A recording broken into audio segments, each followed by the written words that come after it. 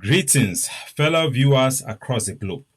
Today, we are going to look and shine the light on a 700 million deal that the Cameroon government have signed with Olusegun Obasanjo, the former president of Nigeria. This must be seen by our people, and we must educate our people, both the people of Southern Cameroon and the people of the Biafran region and the entire area, which used to be the eastern region of Nigeria, that the part of Cameroon was part of that territory.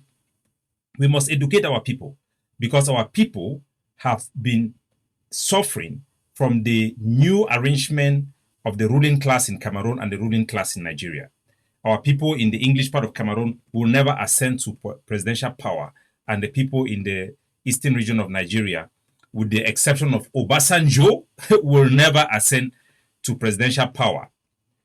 We have seen a new model where leaders are trading territory for personal wealth. So, ladies and gentlemen, my name is Capo Daniel. I am the chairman of the People's Right Advocative Platform. We advocate for peoples, minorities peoples, indigenous people, their right to self-determination, their right to maintain their dignity, and to have access to their God-given resources, and also to preserve their identity. You are all welcome. So we have heard about the announcement of a $700 million deal between the Cameroon government for investment from the part of Olusegun Obasanjo. And our people have to look at this in the historic context of the settling of the BAKASSI Peninsula.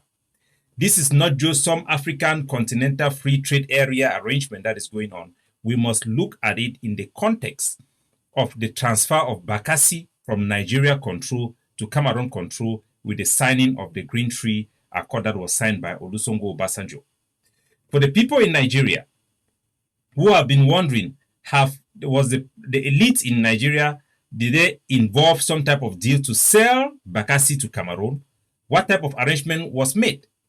So I'm here to give you clarity and to help our people be aware of the new dynamic of the geopolitics in the Gulf of Guinea. Lest you are blindsided. You should be equipped with the knowledge of what is going on because the mainstream media will never talk about this type of things.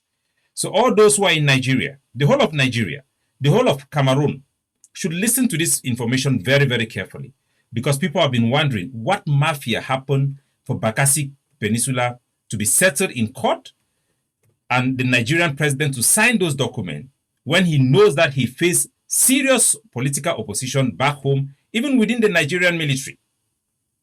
So this will give you people clarity in this context. So we know now that the Cameroon government that have strict control to access to key segment of their economy, they control permit, they control investment, who come and invest in Cameroon. Now, out of a sudden, this is what has happened.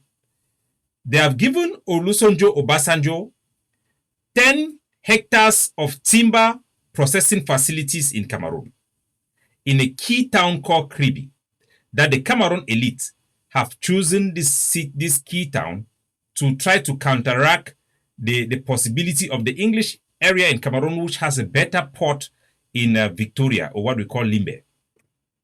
They have given Obasanjo 10 hectares of timber processing facilities, give him a permit to open an oil and gas terminal to refuel ships in Kribi.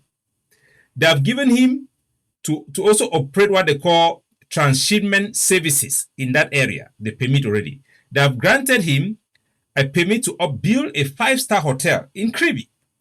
They have also given him 110 hectares for maize and soya beans cultivation for processing in Kribi, together with a plan to give him license to bring fertilizers from Russia and other countries and have a warehouse there to distribute them in Cameroon. So, are these the final political settlement reward for Obasanjo for transferring BAKASSI to Cameroon? Our people must be aware of all these possibilities based on the intelligence that we are getting and the information that we have been monitoring on the ground. you know very well that BAKASSI issue, the issue of Biafra and the issue of Ambazonia is all tied to the issue of the politics of BAKASSI. In the 1980s, Cameroon almost went into war when the issue of transforming Cameroon state from a federal regime to neutralize the Anglophones their right.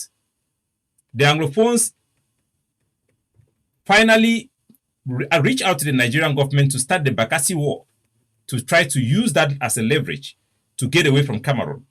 So there is always that sensitivity. The Nigerian government have concern about Cameroon's possible support to the Biafra movement, which is very unlikely than the Nigerian support for the Ambazonia movement. So what is happening is that the Cameroon government have been using this as a model to buy loyalty from the Nigerian elite.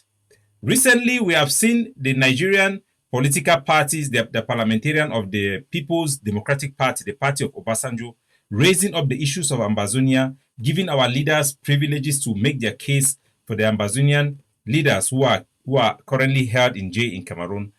The mover of this motion for bringing this very serious development to the attention of this Senate, and through the Senate to the entire nation. I would also like to commend you, Mr. President, and the Senate for properly exercising the judgment in determining that this matter is serious and is urgent enough to be discussed here and now, as we are doing. Having said so, Mr. President, we all in this chamber and in this country are aware of the sad developments arising from the judgment of the International Court of Justice some years back, and the Green Tree Agreement made pursuant thereto, and the steps to the chagrin of most in this country, and particularly those of us in that area. Nigeria took steps to give effect and withdrew sovereignty, leaving a lot of communities, indigenous communities of Nigerians, residing in local government areas recognized under the Constitution of this country. They were left stranded in Akwa Ibom State and in Cross River State. Mr. President, you were not part of the delegation last week of the leadership of the Niger Delta to the President. But I know you must have been briefed. And let me inform us that in that interaction with the President, amongst other things, the plight of our communities and indigenous people in Akwa Ibom and Cross River, suffering in that area, was brought again to the attention of the President to call on the Nigerian authorities to come to their rescue.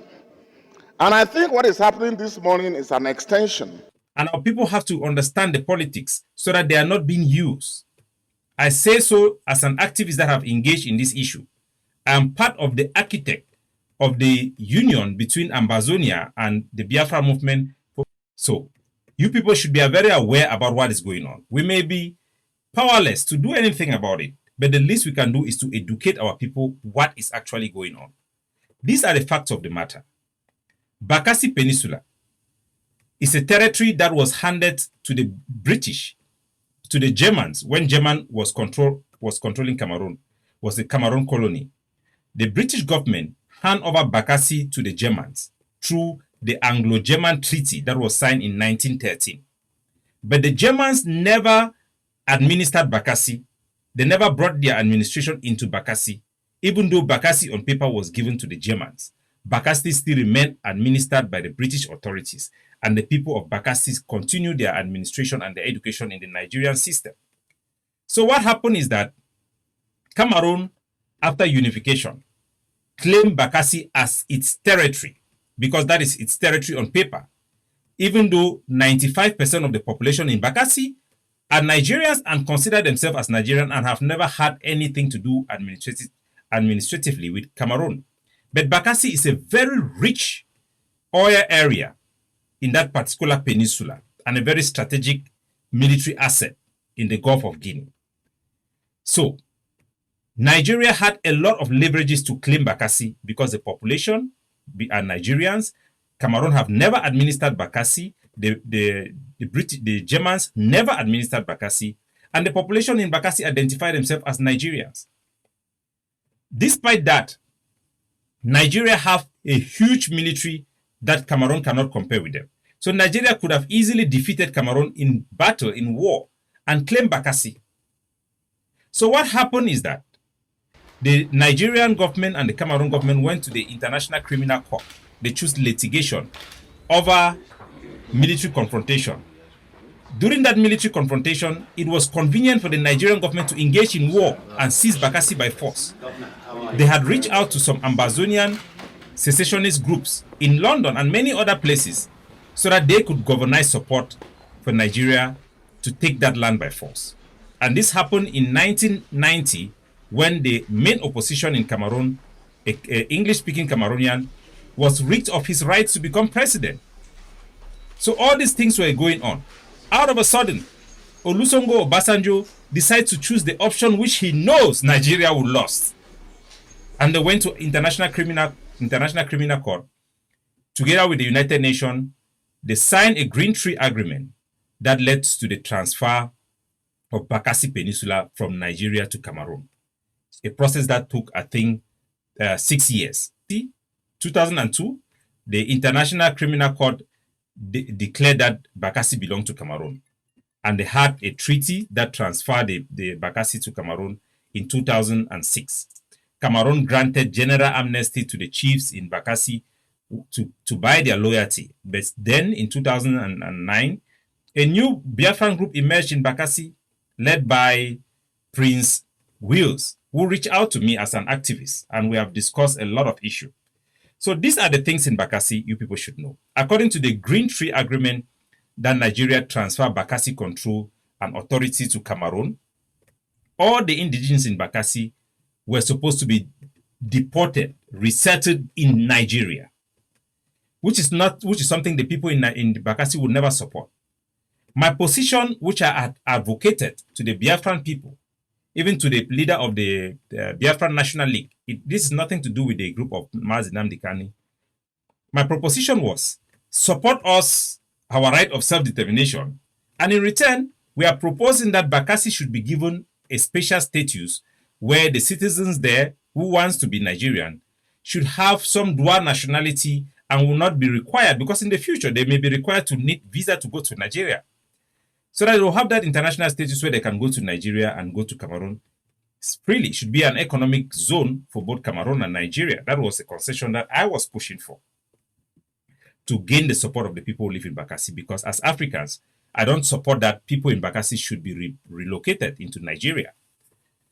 So I want to just give you that background so that you understand what is happening. Recently, the political party of Obasanjo, majority of the parliamentarians and those who are governors around the border with Cameroon have been raising the issue of Ambazonia, using other political means and tools. And our people in Amazonia should not fall for this type of trick, because we have been deceived by foreigners a lot. I remember the Americans, their State Department used to give us a lot of indications that they were willing to support our right of self-determination for Amazonia to break free from Cameroon. But when Paul Biya of Cameroon started building ties with Russia, they bypassed us, forget about us, and invited Paul Biya to meet Joe Biden. So we should not blindly follow the elites in Nigeria or Cameroon. Our people who are minorities should be aware of this new model of arrangement where elites are granted access in exchange for regional loyalty. So don't be surprised, all the brouhaha you are seeing in the Nigerian parliament about BAKASSI, about Ambazonia, Southern Cameroon will stop.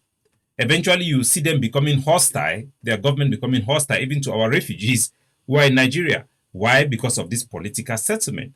Obasanjo have huge sway in the People's Democratic Party, the PDP of Nigeria. So people should see this in the context of this historic BAKASSI issue. Olusegun Obasanjo possibly being settled by the Cameroon government in Kribi, a strategic region for Cameroon government, giving him this access. So this is finally what we are witnessing as evidence of the possible settlement, political settlement for the Obasanjo compliance to transfer BAKASSI to Cameroon. And this model will be used now to secure and end the sympathy within the Nigerian government and institutions for the Southern Cameroon cause. This is a very strategic, this is big strategy in what is happening in our eyes, and people should be aware. So we have to understand all these things that are happening in our territory. We have seen similar things in the world. This is not strange politics. In East Timor, the Indonesian government were granting rights for infrastructure projects in order to silence regional support against the East Timorese who are looking for independence. We have also seen the same type of politics played by the Chinese, who were constructing railway in their, they call it Belt and Road projects, which was tied to the One China policy. There will be railway for you, and you acknowledge that China is one policy against Taiwan. You align with them not to support Taiwan in the future. So what Paul Biya is doing is marksmanship in politics, bribing the Nigerian elites, bringing them, making them a stakeholder in the Cameroon economy, giving them access, giving them power. Not in English zone, because you imagine that Obasanjo want to invest in English zone. This is investment in the French zone of Cameroon. So this is what is going on, and our people must understand this historic geopolitical dynamic that is playing before our own eyes. For those who have been very suspicious of Obasanjo in Nigeria, that despite local opposition, despite the opposition from the Cameroon, from the Nigerian military, he went ahead to accept and transfer BAKASSI to Cameroon. If you were looking for the smoking gun, follow the money. Follow the money. The agreement signed today, which marks a climax in the series of agreements we have concluded and implemented, is a clear demonstration that where there exists goodwill and equal commitment to peaceful resolution between two parties to a dispute, a happy and equitable solution can always be found.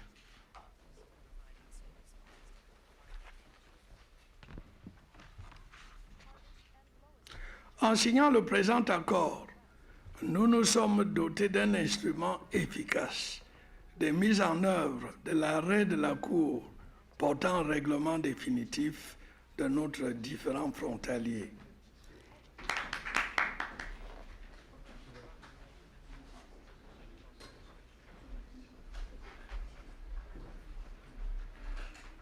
Today, Obasanjo is a wealthy man set up for life. And now you're going to have the elites of the PDP party aligning with Cameroon at the expense of the people of Ambazonia. So these are realignment that is happening in front of our eyes. The dreams for the Ambazonia people and any sympathy from Nigeria will vanish. So this is a smart move from Paul Biya, and our people should be aware and to see how we can counter such move.